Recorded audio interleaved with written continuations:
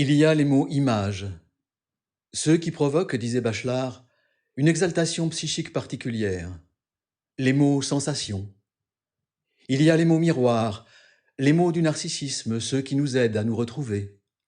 Les mots abîmes, mots vertigineux, énigmatiques, ceux-là peut-être desquels Éluard disait qu'ils lui étaient mystérieusement interdits. Aussi les mots pièges, qu'il est comme impossible d'éviter, et ainsi de suite, jusqu'aux mots qui n'existent pas et qui veulent exister. Jouer avec les mots est un jeu sérieux. Jean-Louis, il est présent à chaque comité de lecture. Au Théâtre du Rond-Point, on lit des pièces qui viennent, des pièces récentes. Et son avis est très, très important dans le groupe, mesuré et en même temps très tranché. Pas de flottement. Et puis d'abord une très longue expérience du théâtre qui fait qu'il sait de quoi il parle. Il aime bien préparer ses notes, ses textes. On sent qu'il a passé du travail dessus, que c'est pas de l'impro. Mais pourtant, c'est quelqu'un de spontané. Alors moi, je le connaissais il y a longtemps, parce que je l'ai connu à Douai. Puis on a souvent reparlé de Douai, c'est marrant à chaque fois qu'on se recroisait dans un théâtre ou autre. Et particulier de ce plaisir, au-delà du plaisir, de l'envie, de la foi qu'il avait de partir sur le texte d'aujourd'hui, de faire connaître, de partager des pièces de maintenant. Et de fonder un atelier avec ça, d'expérimenter le théâtre par ce bout-là de la création. Et pour lui, c'est toujours une chose qui se partage, oui. Évidemment. Il a aussi un devoir de transmission sur lequel il est très clair, quoi, de ce qu'il va apporter aux autres. À propos d'un travail sur l'opéra de Katsu de Brecht et Weil que nous avons mené ensemble pendant 2 ans avec les élèves de l'option théâtre du lycée Corot et les musiciens, les élèves musiciens du conservatoire de Douai.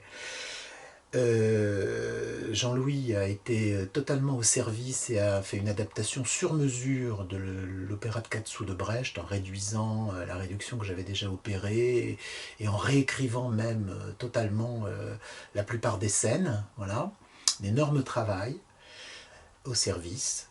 Et lors des répétitions, nous avons eu quelques problèmes avec un élève qui jouait le rôle de Monsieur Pitchoum et qui avait des problèmes d'espace, qui mémorisait mal les espaces. Ça s'est aggravé au fur et à mesure des répétitions et surtout avant la première. Voilà. Donc moi j'étais à côté de lui, et je prenais quelques notes, lui n'en prenait jamais, il avait tout en mémoire. J'ai pris quelques notes sur ce problème et il s'est penché par-dessus mon épaule et il m'a dit laisse-le faire, il recherche encore. Voilà. Et je pense que c'est tout l'art de la pédagogie de Jean-Louis et de son humanité aussi, cette espèce de balance entre laisser faire le hasard et ne pas conduire les choses et intervenir sèchement et opportunément pour changer le cours des choses. Voilà. Salut Jean-Louis. Genre j'ai appris que tu habitais au Lila et il se trouve que moi aussi je travaille au Lila. Donc je me suis dit que c'était l'occasion de passer te voir. Ça fait longtemps qu'on ne s'est pas vu. Et voilà, j'aurais souhaité te remercier pour les ateliers de théâtre auxquels j'ai participé quand j'étais à Douai. Parce que c'est un moment où j'ai appris beaucoup de choses et je crois beaucoup plus de choses qu'au cours de toutes mes expériences et universitaires et professionnelles. Et voilà, j'ai gardé ce goût de raconter des histoires comme tu savais si bien les raconter et les transmettre, avec plein de vie et voilà, de passion. Et donc voilà, moi je raconte des histoires aux enfants, je suis bibliothécaire, et ce que j'ai appris auprès de toi, ça me sert encore beaucoup aujourd'hui. Voilà, donc merci. La parole est ce qu'il y a de plus physique. La parole que l'acteur lance ou retient vient, fouettant le visage public, atteindre et transformer réellement les corps. Pourquoi on est acteur ? On est acteur parce qu'on ne s'habitue pas à vivre dans le corps imposé. Personnellement, je ne connais pas bien Jean-Louis Jacopin. Je l'ai rencontré 2 ou 3 fois avec La Caboche, une troupe de théâtre amateur de Douai, pour On ne badine pas avec l'amour et pour Le médecin volant. Nous lui avions demandé de venir évaluer le travail, là où nous en étions, les comédiens ont besoin d'être rassurés. Je me souviens d'un homme réfléchi, d'un homme posé, d'un homme observateur. Je me souviens surtout de ses conclusions sans concession, sans flatterie.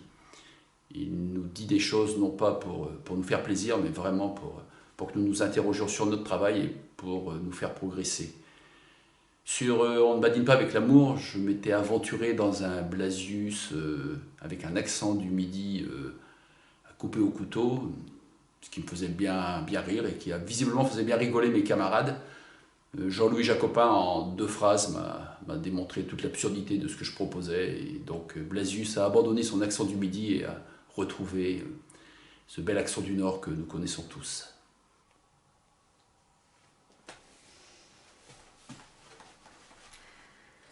Oui, Loulou, c'est Claudia.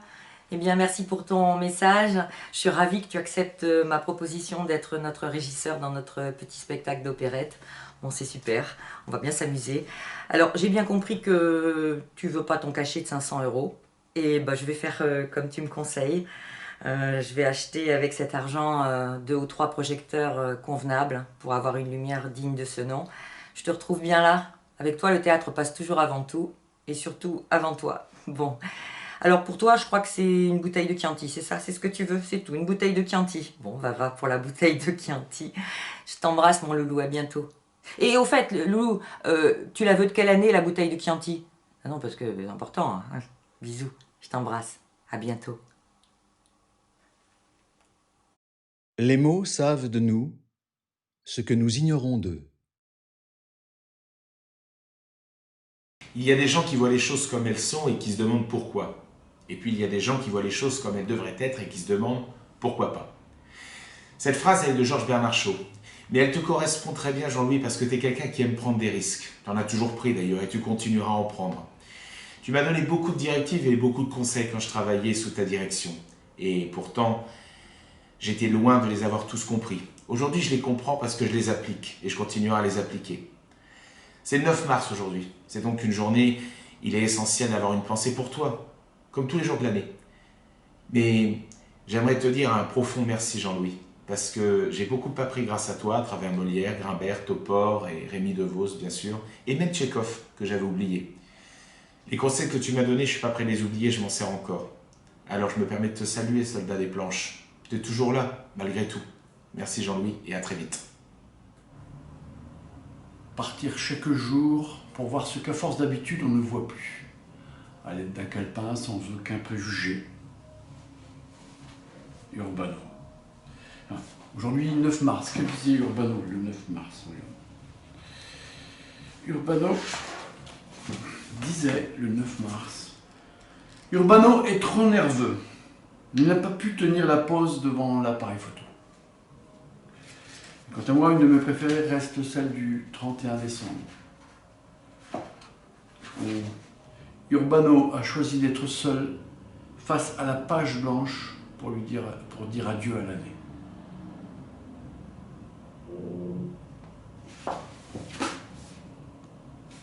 Urbano rôde encore dans les rues de Paris. Je suis Philippe Lamandin, nous sommes en octobre 1969.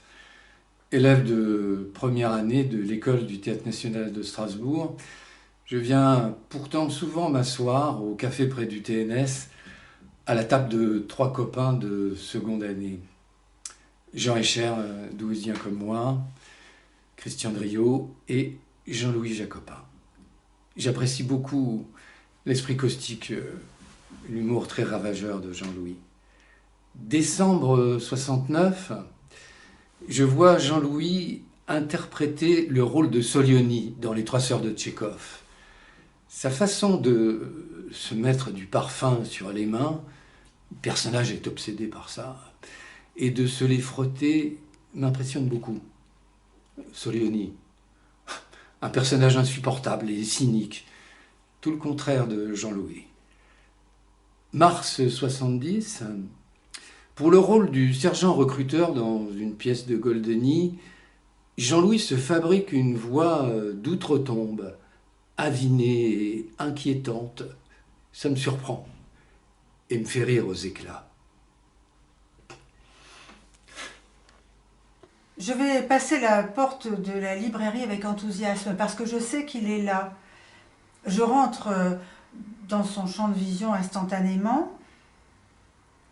Je sais qu'il va faire l'impertinent pour présenter ses ouvrages. Il me happe. Je tourne quelques pages machinalement, je tourne autour de lui, je remarque son regard clair et un sourire de bienheureux. Je me prête au petit jeu du lecteur-découvreur, dans la légèreté, pour lui rendre hommage. Et finalement, je suis ravie d'aborder un mage. Chante, danse, serre la main de ton voisin et comprends avec subtilité. La seule façon de s'aimer, c'est de laisser la vie chanter et de danser pour la remercier, car jamais elle ne cesse de donner.